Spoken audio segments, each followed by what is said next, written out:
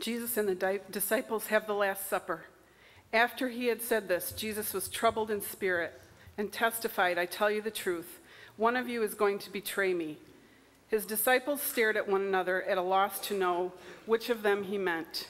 One of them, the disciple whom Jesus loved, was reclining next to him. Simon Peter motioned to this disciple and said, "Ask him which one he means." Leaning back against Jesus, he asked him, "Lord, who is it?"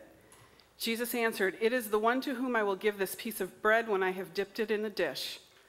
Then dipping the piece of bread, he gave it to Judas Iscariot, son of Simon. As soon as Judas took the bread, Satan entered into him. "What you are about to do, do quickly," Jesus told him. But no one at the meal understood why Jesus said this to him.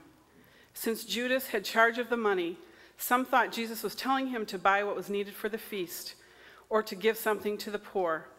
As soon as Judas had taken the bread, he went out, and it was night. When he was gone, Jesus said, "Now is the Son of Man glorified, and God is glorified in him. If God is glorified in him, God will glorify the Son in himself, and will glorify him at once. My children, I will be with you only a little longer. You will look for me, and just as I told the Jews, so I tell you now. Where I am going, you cannot come.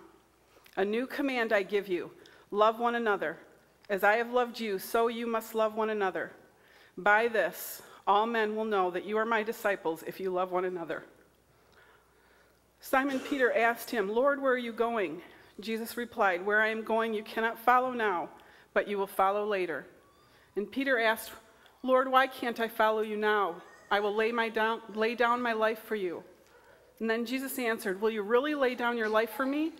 I tell you the truth, before the rooster crows, you will disown me 3 times.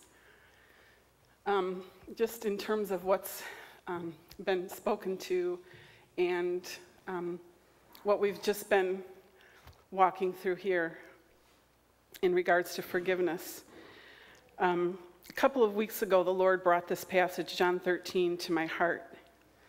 And profound in regards to forgiveness. And I love what Millie said.